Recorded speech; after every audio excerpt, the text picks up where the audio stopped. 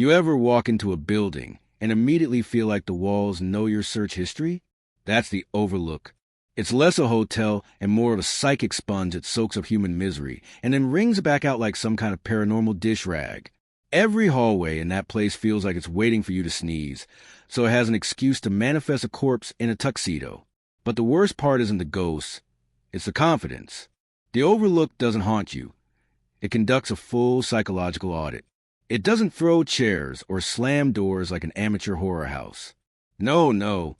It waits. It studies. It observes your coping mechanisms, your dietary intake, your REM cycle, your father issues, and then schedules its torment for maximum theatrical impact. That's why Jack Torrance didn't go insane. The Overlook opened as task manager and manually ended the process labeled self-control.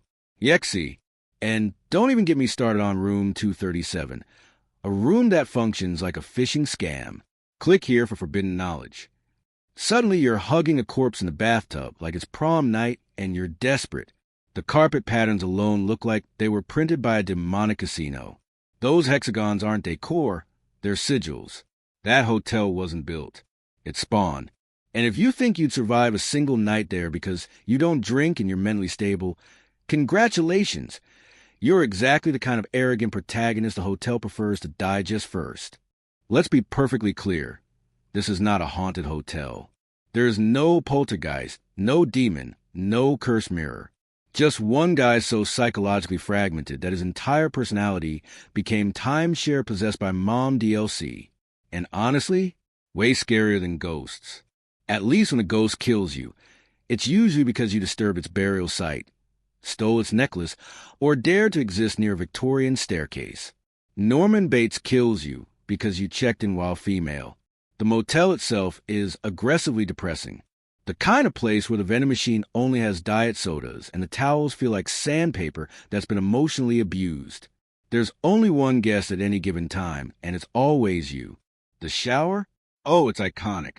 The most stab-friendly shower curtain of all time. It's like the fabric itself knows it's going to be peeled back with dramatic flair. And that house up on the hill watching from behind like a chaperone, that's not a house. That's an accomplice. The entire property is complicit. What makes Bates Motel terrifying isn't the murder. It's the miscommunication. At least with a demon, you can do an exorcism. What do you do with a man whose greatest supernatural ability is denial? There's no banishing ritual for unresolved parental trauma. You can't sprinkle holy water on Freud. Most haunted buildings at least have the decency to look haunted. Peeling paint, broken windows, a ghost in the lobby smoking a cigarette. You know the drill, but not the Hotel Cortez. No, this place looks like it was designed by Lucifer's personal interior decorator. Gold railings, velvet carpets, chandeliers that sparkle like freshly polished sin. You don't walk into this place expecting to die. You walk in expecting room service and a complimentary robe. And that's exactly how it gets you. The Cortez doesn't do cheap horror. No jump scares, no flickering lights. It prefers luxury-based psychological warfare. You order a drink at the bar and the bartender is either dead, immortal, or both. You ride the elevator, and halfway through the ride you're suddenly sharing it with a 1920s ghost who's just politely existing like this is normal. And there it is. The worst part? The staff are incredibly professional about your suffering. Other haunted places scream at you. This hotel schedules you for torment. You're not randomly attacked. You're attended to. One ghost stalks you like it's on shift. Another might seduce you before stabbing you through the mattress. Even the walls seem unionized. And then there's the infamous vampire fashion model living in the penthouse. Because of course there is. If you're going to be eaten alive, it might as well be by someone wearing couture. But don't think you'll escape by checking out early. The Cortez has a policy. If you die here, congratulations, you're hired. You become part of the staff. Forever. No pension plan. No vacation leave. Just eternal employment under hell's most glamorous management. So if you ever find yourself walking past a dazzling hotel that looks a little too perfect, the kind where the lighting hits just right and the bellhop smiles a second too long, don't go in. It isn't hospitality. It's recruitment. Most haunted locations have rules. Don't go into the attic. Don't say the ghost name. Don't read from the ancient book wrapped in human skin. Simple stuff. Room 1408 at the Dolphin Hotel doesn't bother with rules. It simply hates you. Not personally. It just hates consciousness. Anyone who walks inside is treated like an unsaved Word document during a power outage. You know it's a bad sign when even the hotel staff refuse to go near it. They don't clean it. They don't unlock it. They don't acknowledge its existence unless forced by legal obligation, which is always the mark of great real estate. The manager doesn't say, "Please don't go in." He says, "People don't leave that room." And not in a cute metaphorical way. In a "you will be spiritually composted" way. Room 1408 doesn't use typical hauntings like loud banging or floating objects. No, it goes straight for existential terrorism. 1 minute, you're sitting calmly at the desk. The next, the room changes its wallpaper, temperature, and timeline just to gaslight you. Clocks reverse. Paintings move. The fruit basket rots in seconds like it's speedrunning decay. Even the phone calls are just distorted voices telling you things like, "You will never leave," and "enjoy your complimentary despair." And the worst part? It pretends to let you escape. It'll reset itself. Show you a bright sunny morning. Make you think everything was just a hallucination, then fling you back into madness like a cat swatting a toy it got bored of. This isn't just a haunted room. It's a psychological escape room with no exit. Let's be honest. If a hotel room ever requires a death toll spreadsheet, it should be demolished. But no, they just keep it locked and slap some legal disclaimers on it. Like, "Do not enter unless you're a best-selling author looking for plot material." Every logical person avoids it. Only stubborn skeptics go inside. And skeptics, as always, become data. So here's your travel tip. If your hotel room number adds up to 13 and the manager begs you not to stay there, don't be brave. Don't investigate. Don't say, "I don't believe in ghosts." Just leave. Ghosts believe in you. Some haunted hotels try to hide their paranormal activity. The Stanley Hotel prints it on t-shirts and sells it at the gift shop. This is the only place on earth where you can book a room, take a ghost tour, and immediately be haunted by buyer's remorse. It's located in Colorado, surrounded by beautiful mountain views you won't enjoy because you'll be too busy wondering why the hallway smells like both lavender and emotional trauma. Let's make one thing clear. This is the real hotel that inspired The Shining, which means people arrive not to relax, but to cosplay psychological breakdown. They walk in like, "Haha, I'm just like Jack Torrance." And the hotel goes, "Are you? Let's find out." Doors open by themselves.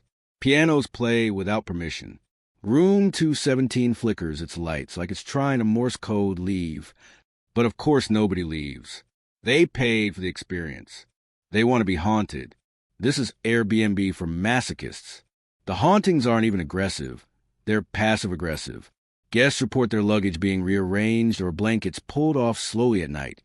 Like the ghosts aren't trying to kill them. Just bully them lightly. There's a child ghost who giggles in hallways, which is adorable until you remember there shouldn't be any children. And the staff? Oh, they've given up pretending this place is normal. They'll casually say things like, "Yeah, if you see a woman in a Victorian dress floating near the elevator, don't look at her. She gets clingy." Staying at the Stanley isn't about survival. It's about pride. You either check out victorious or you check out at 3 a.m.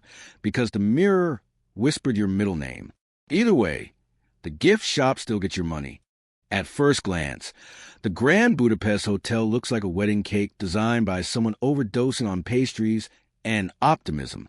Pink walls, purple trim, quaint bellhops with cute little hats.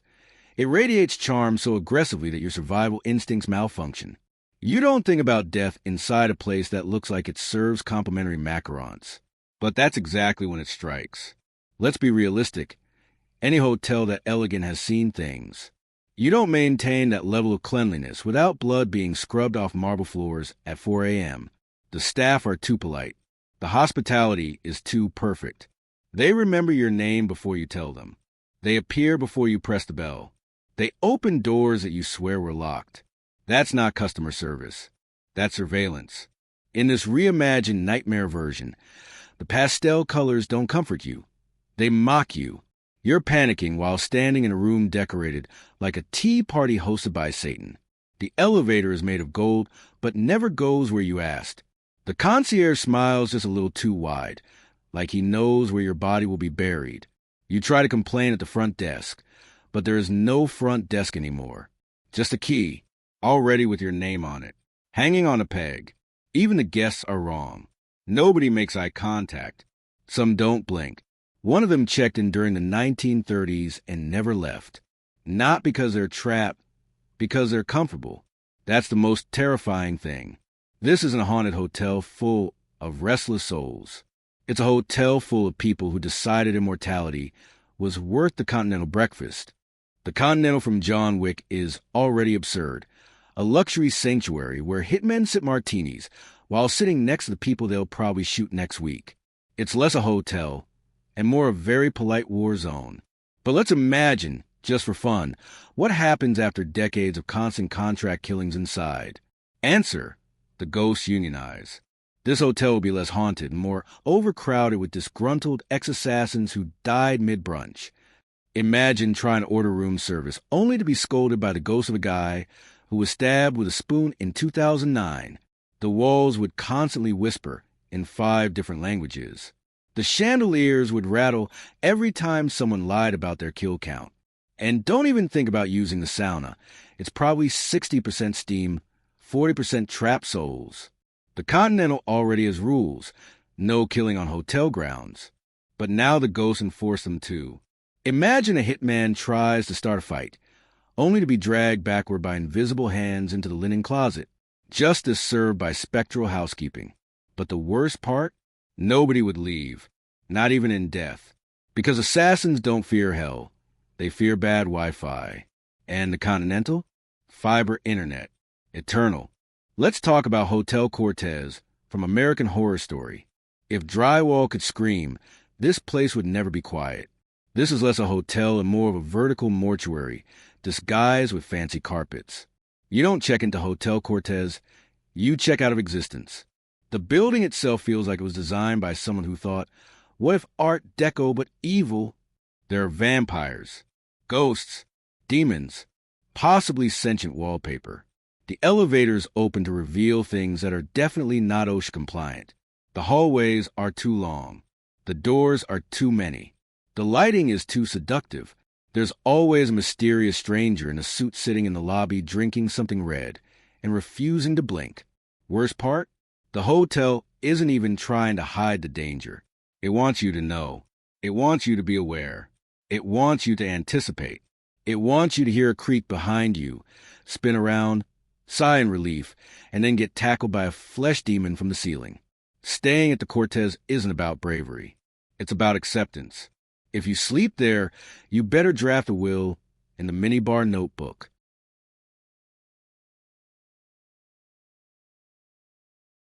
The room that checks into you. It isn't a location you travel to. It's a predator that waits for insecurity to appear in your Google search history. You don't find it, it finds dissatisfaction. You could be hunting for the cheapest overnight stay during a road trip, a last-minute booking, because your flight got delayed, or maybe you're just depressed and scrolling Airbnb like it's Tinder for architecture. The moment you scroll past a listing and mutter, yeah, that one's fine, I guess, it pounces. The algorithm rearranges itself. A beige rectangle appears among overpriced cottages and quirky-themed hotels that look like Etsy exploded inside a barn. It has no personality, no history, just a price so low that your brain goes, that's probably a blessing, not a trap. You click, and that's your last independent action as a human being. The second you arrive, the street outside feels wrong in a way you can't verbalize. Like someone copy-pasted a hotel into a neighborhood that wasn't expecting one. The building looks blurred, as if your eyes refuse to focus on its edges. The sign above the door doesn't say a name. It simply says room available, which is less branding and more threat. The sliding door opens without a sound. Even automatic doors usually whoosh, but this one moves like it's afraid of startling you. The lobby is clinically normal. Perfect chairs, fake plant, complimentary water dispenser that somehow feels sentient. There's a front desk, but no clerk. The bell doesn't ring when you tap it. Instead, the computer on the desk wakes up on its own and prints a receipt with your name already on it. You look around for hidden cameras, because that makes more sense than accepting the reality that the hotel itself is sentient and excited to see you. The elevator arrives before you press the button. You step in. No music, no mirror, just blankness. You catch yourself practicing calm breathing, like you're trying not to panic in church. The elevator doesn't announce floors. It doesn't even seem to move. Then the doors open and you are there. Hallway, endless. Carpet that is too clean.